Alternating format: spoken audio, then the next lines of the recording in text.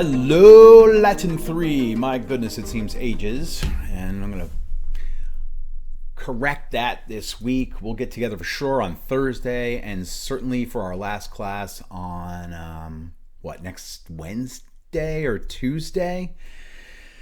Looking forward to actually seeing you.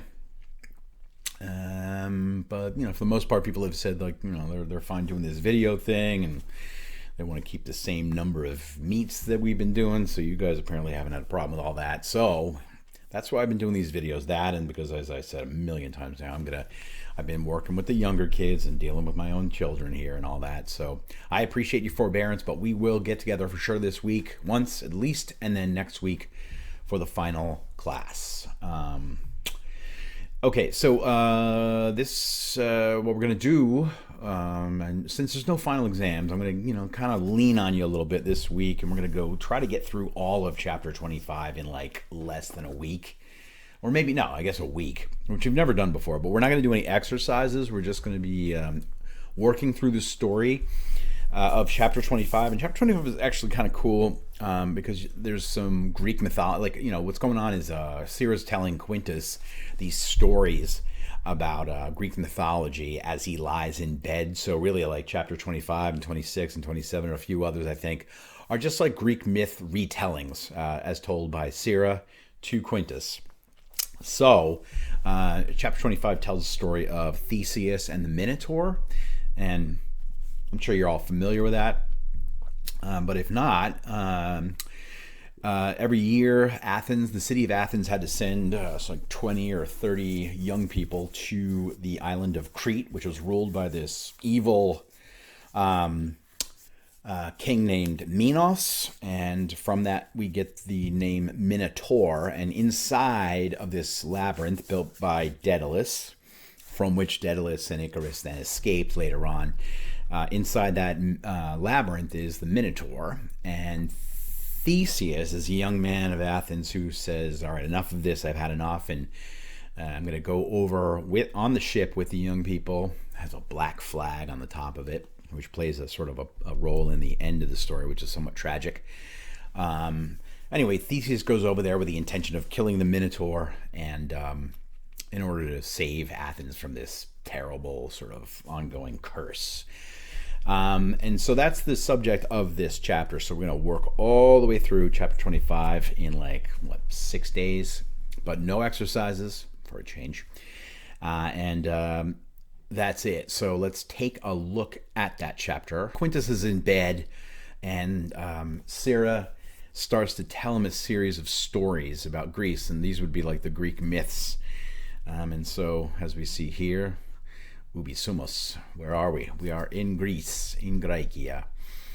And this takes us all the way back to the very beginning. Ubi est Sparta, Sparta est in Graecia. Ubi est Delphi, Delphi est in Graecia quoque. Delphia est opidum parvum, Sparta est opidum magnum, etc. Multae insulae sunt in Graecia. Is it all coming back to you? And so why are we in Greece? Of course, because we are going to tell stories about Greece. So the first story that Sira tells Quintus, and the last story you will be telling to me and me telling to you, will be Theseus and the Minotaur.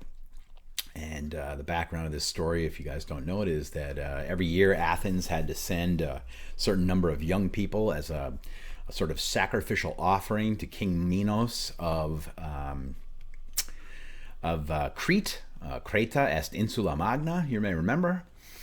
And finally, they get one person named Theseus gets tired of all the sacrifice and bloodshed and offers to go with these young people on the ship to defeat the Minotaur. And the Minotaur is the beast, the half man, half beast that lives in the center of the labyrinth. And he's the creature that devours all the young people of Athens that are sent over on this ship that has a black sail on the top of it because it's a ship of death, and that plays a factor into the sort of tragic outcome at the end of this story, which I'm not even sure that's touched on in this chapter. But We begin with, and this is our last one, chapter 25, so let's make a good run of it. We begin with Theseus and the Minotaur, and Sira is still by Quintus's bed there, and he starts to ask.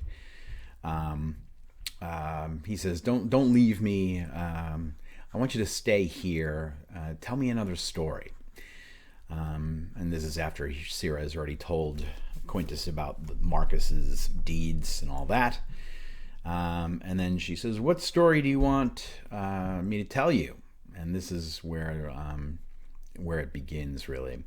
So I am going to ask you to, I think we're going to try to have this all done, and I'll leave it somewhat open-ended, but I would say like by Thursday, you're getting this on Tuesday, by Thursday, should probably work through the entire first Lectio, which is, not that bad, really. It's only 41 lines. That's like 20 lines a day.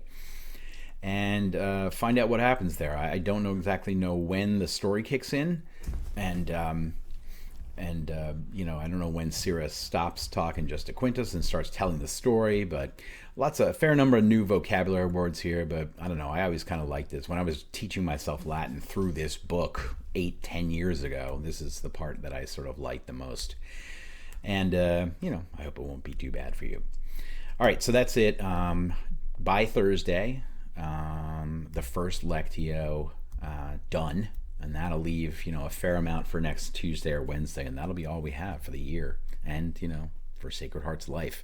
Getting very close to the end now, and of course I'm getting somewhat emotional these days about all this stuff. I'm sure you guys are too, but we will see each other for sure either Wednesday or Thursday, and also next week at least once. Okay, so good luck with this. Let me know if there are any questions, and I will post a document to go with this video. Okay, bye-bye.